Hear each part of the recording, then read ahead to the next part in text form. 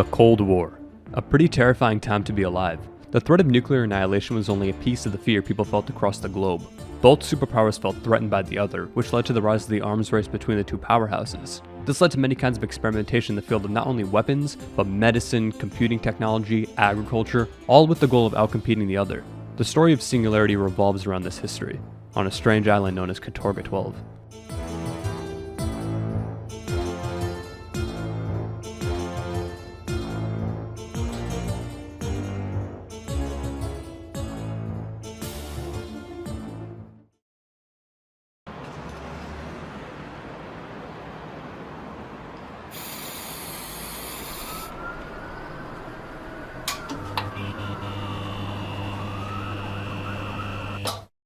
The late 2000s was filled with many single-player FPS games that felt like they were all trying really hard to be different from one another. Games like The Darkness, Black, Portal, Bioshock, all of these games were made in an era where linear, single-player experiences were at the top of the gaming market. Nowadays, the AAA gaming scene wants nothing to do with games that don't completely revolve around player retention. Sorry, I just think I'm too stupid to understand this. Or other ways to sucker money out of players. It's not like these games that came out well over a decade ago were created by soulless husks though. Bioshock completely changed the linear FPS genre with a tight story and amazing setting that's still being analyzed to this day. Portal proved that a great FPS doesn't have to be completed by blasting your way through the entire game.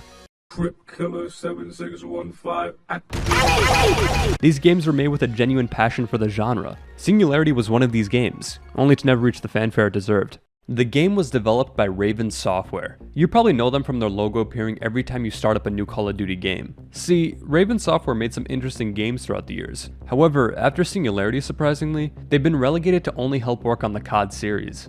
It's clear to see that their talent's been put to good use, or else we would have never gotten such amazing Warzone skins.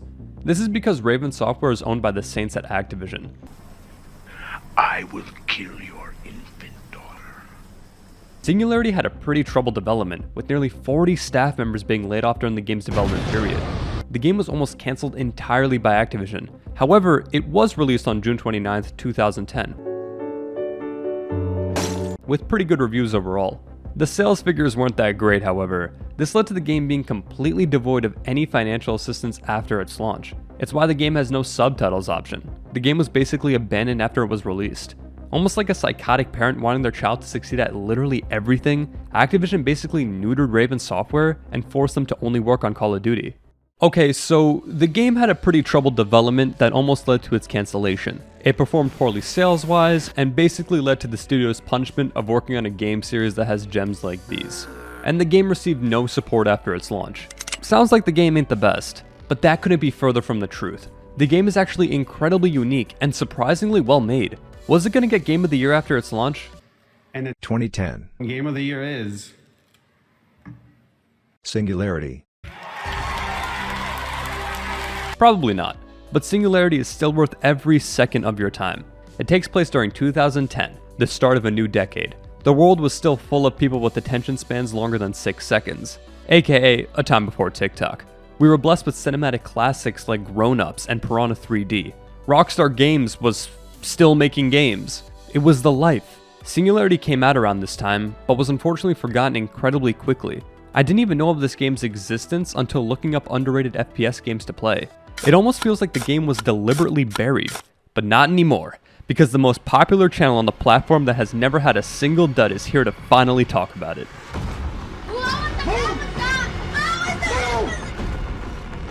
I like it cut, G.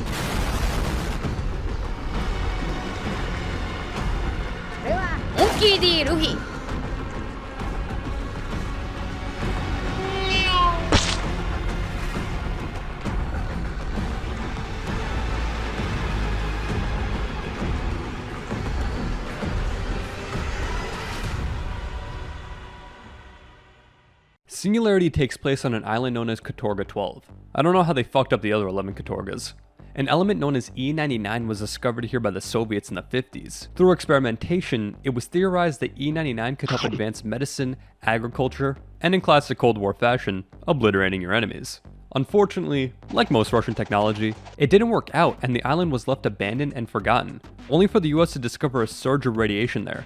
The US sent a team in to investigate, hoping there was another catastrophe like Chernobyl in the works. and in true FPS fashion, your helicopter is taken out of the sky by an EMP-type blast. You wake up on the docks of the island confused as to what brought down your helicopter. It's cool how they send you to this highly radioactive island with no hazmat suit whatsoever, just straight raw dog in that radiation. Get fucked. You are ordered to rendezvous at a radio tower in hopes of being evacuated off the island. Making your way through the dirty docks, you come across a building with the bust of Stalin's head firmly in the middle, staring at you with his 5'4" gaze. Entering the decrepit building, you come across a few interesting things of note. You find an interactive map of the island that looks a little strange. Oh my god. What the fuck? No way, buddy. No fucking way. You cannot. Me a spoonful, Chad. Hey! Next to that is a projector that gives you some insight into what was the plan for the island. Judging by the state of things, their plans kind of fell to shit. After moving further into the building, you enter a room with a large statue in the middle. The Soviets seem to really love their statues.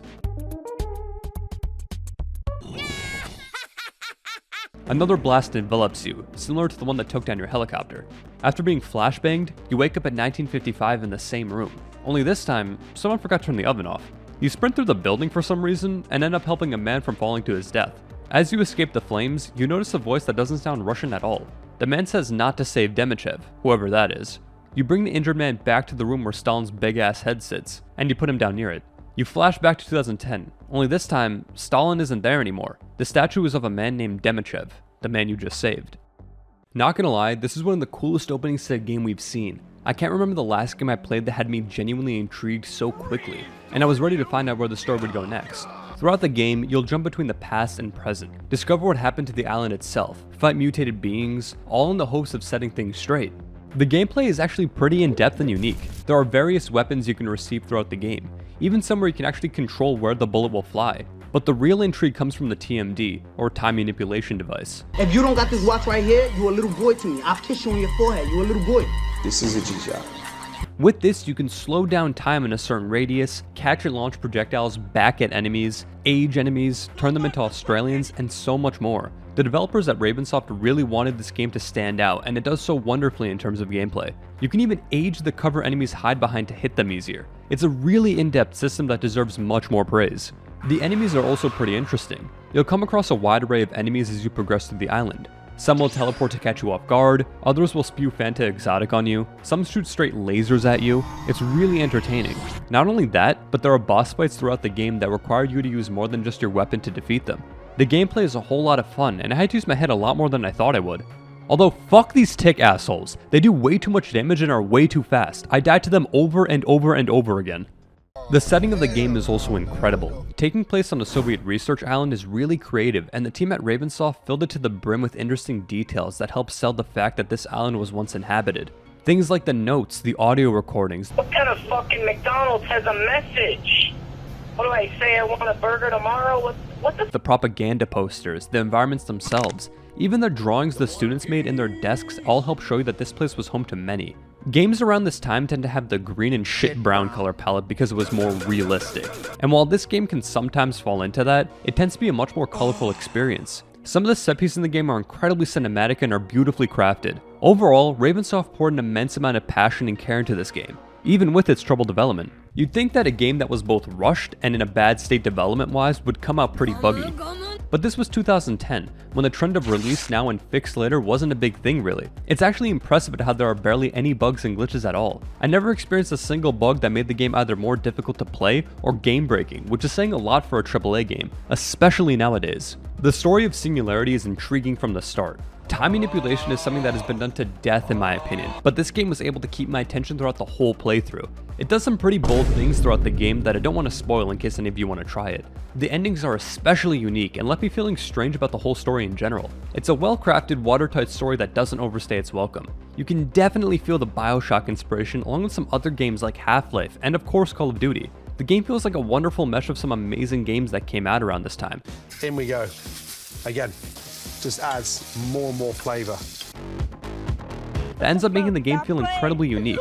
It's a shame that Singularity didn't meet up to the impossible expectations of the suits at Activision, because the way the world is set up, I could have easily seen this game becoming a series with multiple entries. With there being multiple endings, different games could have come out based on each of the equally interesting outcomes. Either way, I guess we're fortunate enough that the game even came out anyway.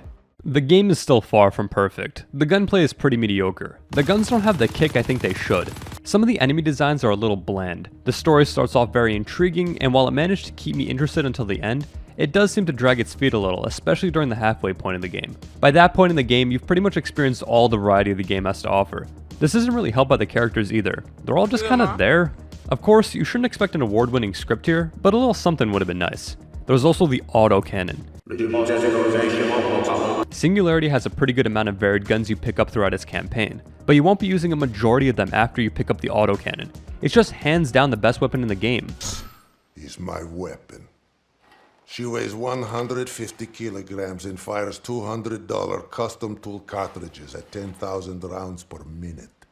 Especially after a few upgrades. The upgrade system is another thing. There's a lot of upgrades that you can come across throughout the game, and while there's plenty that are useful, there's just as many if not more that you'll just never touch, simply because the game isn't really that hard. Another small nitpick is the lack of an FOV slider. I know these were rare to find in games around this time, it's just annoying when the default FOV is like 4. We wanted to talk about the multiplayer. There is no multiplayer anymore. Singularity is definitely a flawed game.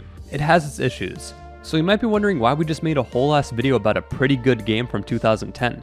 It's because games like Singularity are really hard to find nowadays. It's hard to think back to a time when you could just buy a game, play it over the course of a weekend, and be done with it. No shop icon to be found anywhere on screen, no FOMO over limited time cosmetics, just a complete game from start to finish. These types of games are sorely missed in today's world. These kinds of games are still out there, of course, they're just harder to come by, especially in the AAA market.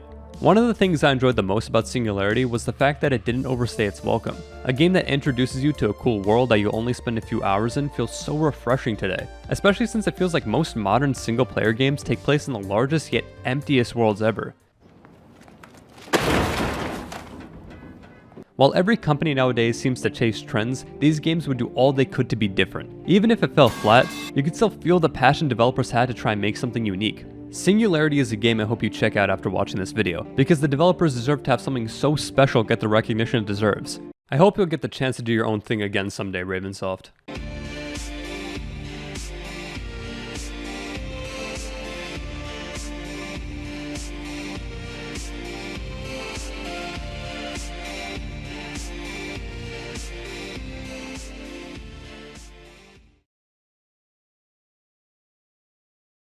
One Piece! The One Piece is real!